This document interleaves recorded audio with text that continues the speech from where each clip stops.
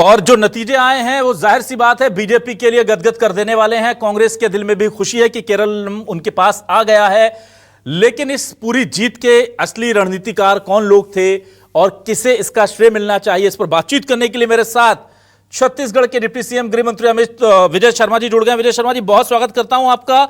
और विजय शर्मा जी, सबसे पहले तो आपको बधाई इसलिए भी बहुत स्पेशल तौर पर देता हूं कि अमित शाह जी की चुनावी सभाओं की सारी जिम्मेदारी आपने संभाल रखी थी पश्चिम बंगाल में, और मैं जानता हूं कि बीजेपी के लिए पश्चिम बंगाल की यह जीत बहुत बड़ी जीत है, क्योंकि बहुत कुर्बानियां दी हैं आपके कार्यकर्ताओं ने वहां पर। क्या कहेंगे आप?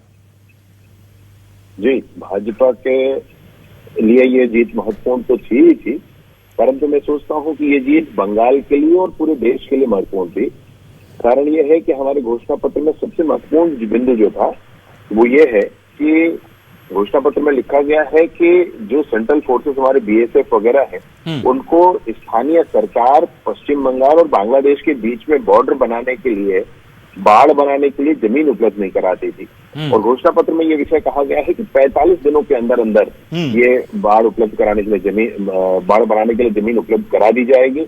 ये सबसे बड़ी घोषणा थी जिसका प्रभाव सब पर रहा है, मैं सोचता हूँ, क्योंकि सभी चाहते हैं कि घुसपैठ बंद होना चाहिए। और घुसपैठ बंद होना ये सिर्फ पश्चिम बंगाल के लिए नहीं, पूरे देश के लिए महत्वपूर्ण है, और उस चीज को सारे देश ने समझा है।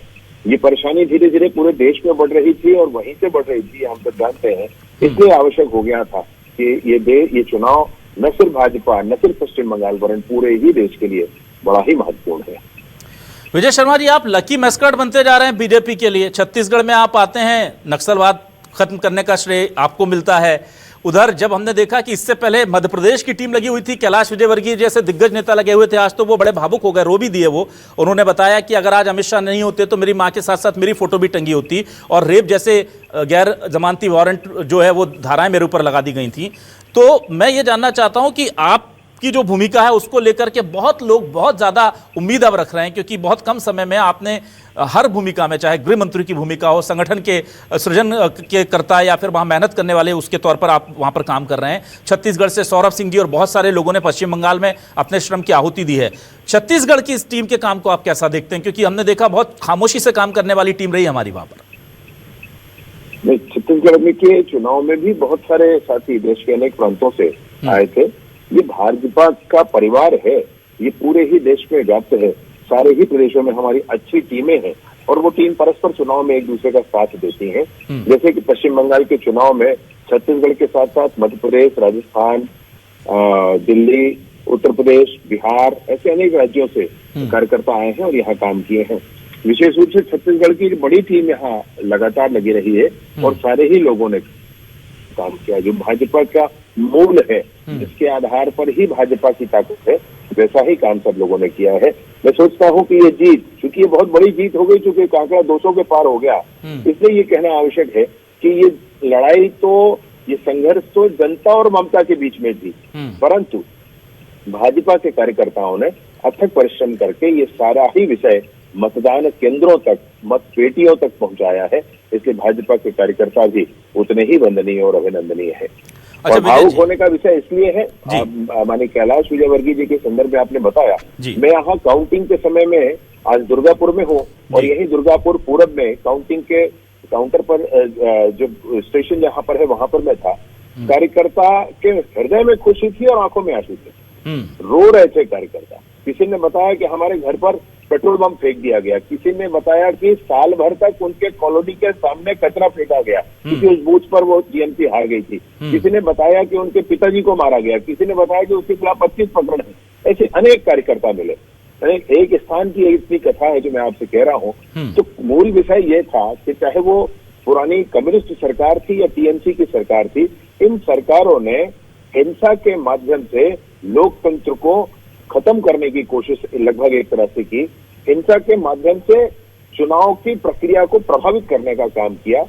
भाजपा की मान्यता बहुत स्पष्ट है, संवैधानिक संस्थाओं के माध्यम से देश और समाज चलना चाहिए, जनता के बीच में जाकर काम करे, जनता जनार्दन निर्णय करेगी। जैसे माओवाद चाहता था कि बंदूक की नली से सरकार बना ले, वैसे ही ये थोड़ा डिफरेंट फॉर्मेट पर ये चाहते थे किसी तरीके से नियंत्रित करके लोगों को डरा धमका करके अपनी सत्ता बरकरार रख सके, जिसको जनता ने उखाड़ कर फेंक दिया है। लेकिन विजय जी, अभी ममता बनर्जी आई और उन्होंने बड़े गंभीर आरोप लगाए, 100 सीटें आप लोगों ने चोरी कर ली, कहा बीजेपी और चुनाव आयोग ने मिलकर के। उन्होंने कहा कि 15,000 वोटों से, अभी जब उनकी हार हुई है तो उससे जस्ट पहले उन्होंने कहा कि मुझे हराने के लिए जानबूझ करके काउंटिंग धीमी की गई है और पूरी साजिश हो रही है कि मुझे हराया जा सके। सुरक्षा बलों पर फिर से उन्होंने आरोप लगा दिया कि सुरक्षा बलों ने मेरे साथ बदसलूकी की है। क्या कहेंगे आप? अब कुछ भी कहना एक अलग बात है। मैं सोचता हूँ कि अब वो चिंता और वो चर्चा का विषय रह नहीं गया है। अभी चिंता और चर्चा का विषय तो ये है, जैसे कि माननीय प्रधानमंत्री जी ने अपने उद्बोधन में स्पष्ट किया कि बदला की राजनीति भाजपा नहीं करेगी, हम बदलाव की राजनीति की तरफ काम करेंगे। ये सरकार जो होगी तो पश्चिम बंगाल में बड़े बदलाव के लिए काम करेगी। जो पुराना वैभव पश्चिम बंगाल का रहा है, जितने महापुरुष पश्चिम बंगाल के रहे हैं, चाहे वो वैज्ञानिक हो या फिर वो साहित्यकार हो, वो कलाकार हो, वो क्रांतिकारी हो, सब पश्चिम बंगाल में रहे हैं। उतने वैभवशाली पश्चिम बंगाल को फिर से वैसी वैभवशाली कैसे बनाया जाए।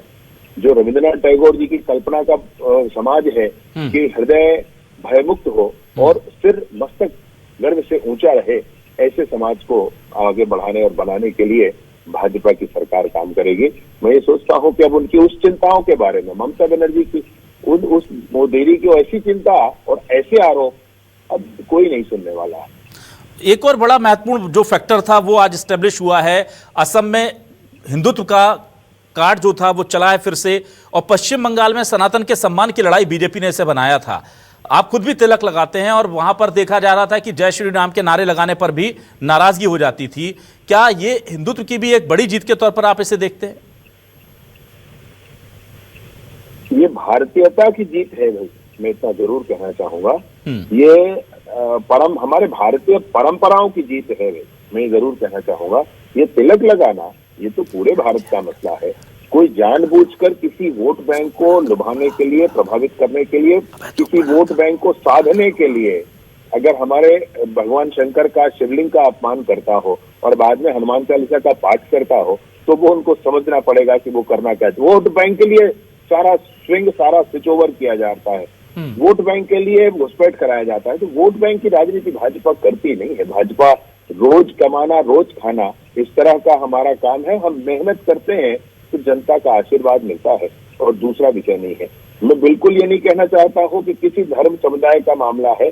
बिल्कुल ये कहना चाहता हूँ कि भारतीय मान बिंदुओं के सम्मान के लिए, भारतीय प्रतिमानों के पुनर्प्रतिष्ठान के लिए और भारतीयता के आगे बढ़ाने के लिए ये मतदान बंगाल की सरकार, जनता ने किया है। इसके अलावा मैं आपसे ये भी जानना चाहूंगा विजय जी, देखिए कहा तो है कि बदलाव की राजनीति नहीं, बदलाव की सियासत करेंगे, लेकिन अब ये माना जा रहा है कि जैसे जब लेफ्ट का किला ढहा था वहां से, तो लेफ्ट के ज्यादातर नेता दीदी के साथ आ गए थे। तो आने वाले दिनों में छत्तीसगढ़ बीजेपी टीएमसी युक्त होने जा रही है, ऐसी बातें, ऐसे कयास अभी से लगाए जा रहे हैं। इसके लिए बीजेपी तैयार है क्या कि आने दीजिए जिसको आना है? ये समय बताएगा। मैं कहता हूं कि इसके लिए बहुत जल्दी कुछ कहना अनावश्यक होगा। और कौन किस भाव के साथ, क्योंकि इतनी बड़ी जनता, इतने लोगों ने अगर समर्थन किया है तो कहीं मन बना होगा अंदर सबका, भाव बने होंगे अंदर सबके, ऐसा है। परंतु यह बात भी सच है कि पुराने हुए जो घटनाक्रम है, नए कोई घटनाक्रम नहीं होगा। पुराने हुए घटनाक्रमों में पुरानी हुई हिंसा की जांच तो करानी ही होगी ना। अब वो लोग जो इस जांच के दायरे में होंगे उनके साथ तो वैसा ही होगा, जो कानून अपना काम करेगी। बाकी जो अन्य राजनीतिक व्यक्ति हैं उनका मनोभाव बदलता है। तो हमने तो छत्तीसगढ़ में नक्सली जिनके ऊपर अनेक प्रकरण हैं, उन्होंने भी पुनर्वास की बात कही तो पुनर्वास कराया गया। अगर कोई किसी का मनोभाव बदलता है तो वो समय उसका निर्णय करेगा, संगठन उसका निर्णय करेगा। रेड कारपेट उनके लिए भी बिछा रहेगा क्या, कोई अच्छी नीयत से आपके पास आता है तो? मैं वही कह रहा हूँ कि वर्तमान में हम इसकी चर्चा कर लें, ये मैंने इसका कोई आधार नहीं है। समय से संगठन इसका निर्णय करे तो ज्यादा अच्छा है। विजय जी, एक बहुत महत्वपूर्ण फैक्टर अभी हमारे संवाददाता ऋषिकेश जो कि 3 महीने से वहां थे, वो बता रहे थे कि बहुत सारे इलाके ऐसे हैं जो मुस्लिम बाहुल्य हैं। वहाँ मुर्शिदाबाद, मालदा, करीब वहां पर 60-65% तक, 50% से ऊपर मुस्लिम इलाके थे। वहां पर भी बीजेपी ने न सिर्फ खाता खोला बल्कि बहुत अच्छा प्रदर्शन किया है, जबकि ये माना जा रहा था कि मुस्लिम तो शायद ही वोट करे वहां पर। ये जो चमत्कार है ये कैसे कर लिया आपने? नहीं, इसमें मैं आपसे एक बात जरूर बताऊं, जी। हिंदू और मुस्लिम में ही सारे समाज को बांटना ये भाजपा कभी करती नहीं है। हम्म। ये इसमें बड़ी स्पष्टता इस बात की है कि जो मूल रूप से भारत के रहने वाले लोग हैं वो इस बात को समझते हैं, वो इस बात को समझते हैं कि अच्छी व्यवस्था के लिए, अच्छी सरकार के लिए, भारत हमारे देश के संचालन के लिए जो भारत माता को, भारत की भूमि को अपनी माता मानते हैं, वो सब भारत के लोग हैं, उसमें कोई संशय नहीं है। ऐसे अनेक लोगों ने वोट किया होगा, मुझे बिल्कुल ये विश्वास होता है। अब मैं बाकी राज्यों की अगर बात कर लूं तो बाकी असम में आप लोगों ने जीत बरकरार रखी, पुडुचेरी आपके पास है, केरल से बहुत उम्मीद थी विजय जी, और सनातन को लेकर के केरल में भी हमने देखा था कि खुद सीएम ने किस तरह की टिप्पणियां की थी, हालांकि वो सत्ता से बाहर हो गए पर बीजेपी का खाता तक नहीं खुल पाया। ये बड़ी चिंता की बात होगी क्या संगठन की? ये हमारे लिए फिर से मेहनत करने का विषय है और भाजपा के कार्यकर्ता इससे कभी पीछे नहीं हटते हैं। मैं आपको श्रृंखला बता सकता हूं कि 370 कश्मीर बचा लो महाराष्ट्र भाजपा के कार्यकर्ताओं ने कहा, संकल्प लिया, पीढ़ियां बदली परंतु संकल्प नहीं बदला, और भाजपा के कार्यकर्ताओं ने अपनी सरकारें बनाई और अपने मनोभाव को पूर्ण किया। भगवान राम के भव्य मंदिर के निर्माण का विषय हो, आतंकवाद के समापन का विषय हो, नक्सलवाद के समापन का विषय हो, नॉर्थ ईस्ट में शांति का विषय हो, इन सारे ही विषयों को प्राप्त किया है।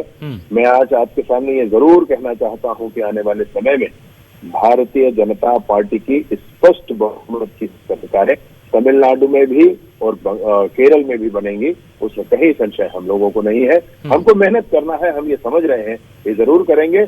और मैं माननीय प्रधानमंत्री जी का अभिनंदन करना चाहता हूँ इस बात के लिए कि उन्होंने तमिलनाडु और केरल की सरकारों को, नई बनने वाली सरकारों को आश्वस्त किया है कि केंद्र भी पूरे ही ताकत के साथ क्षेत्र के विकास के लिए, राज्य के विकास के लिए कंधे से कंधा मिलाकर काम करेगी। अंतिम सवाल बस मेरा, क्योंकि आप इस वक्त बहुत बिजी हैं, बस एक छोटा सा सवाल मेरा, ये जो जीत है इससे छत्तीसगढ़ की सियासत पर कैसा असर पड़ने जा रहा है, और क्या रणनीतिक तौर पर, वैचारिक तौर पर या सैद्धांतिक तौर पर कोई बदलाव की जरूरत आपको महसूस हो रही है? आपको लग रहा है बिल्कुल सही ट्रैक पर हैं हम?